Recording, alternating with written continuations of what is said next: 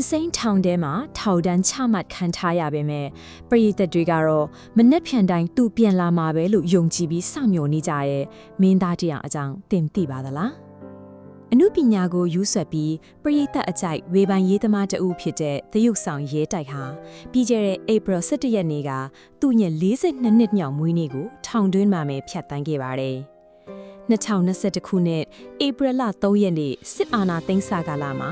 ရဲတိုက်ဟာအာဏာဖီဆယ်ရေးလှုပ်ရှားမှု CDM နဲ့ပတ်သက်ပြီး Facebook ပေါ်ကစာတွေနဲ့အင်တာဗျူးတွေကြောင့်ပုံမှန်905ကဖြင့်တရားစွဲခံခဲ့ရပါတယ်။ဒါအပြင်မူရေးစေဝါဥပဒေပုံမှန်16ကပါထပ်တိုးတရားစွဲခံရတာကြောင့်စုစုပေါင်းထောင်ဒဏ်73နှစ်အမိန့်ချမှတ်ခြင်းခံရပြီးလက်ရှိမှာထောင်တွင်း9နှစ်ကျော်ဖြတ်သန်းနေပြီဖြစ်ပါတယ်။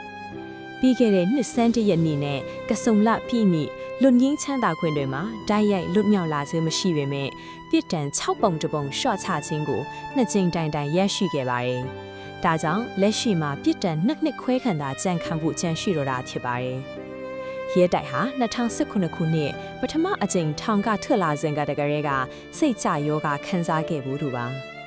2021ဒီဇင်ဘာလတုန်းကထောင်တွင်းမှာအိပ်ရပြတ်ပြီး depression ကြောင့်ရုတ်တရက်နှလုံးရက်နိုင်တဲ့အထိကျန်းမာရေးဆိုးရွားခဲ့လို့ထောင်တွင်းဆေးရုံမှာကုသခဲ့ရပါတယ်။ဒါပေမဲ့လက်ရှိမှာတော့ဆေးအမြဲတောက်เสียမလို့တော့ပဲဝင်းဝါဆိုပြီးကြမ်းမာရှိနေပြီလို့သိရပါတယ်။အမီလော့မခေါင်တဲ့ရဲတိုက်ဆွဲအတိုင်းသူ့ရဲ့အမာခံပရိသတ်တွေဟာ9နှစ်ကျော်ကာလပတ်လုံးထောင်ဝင်စာမပြတ်ပဲပို့ပေးနေကြပါတယ်။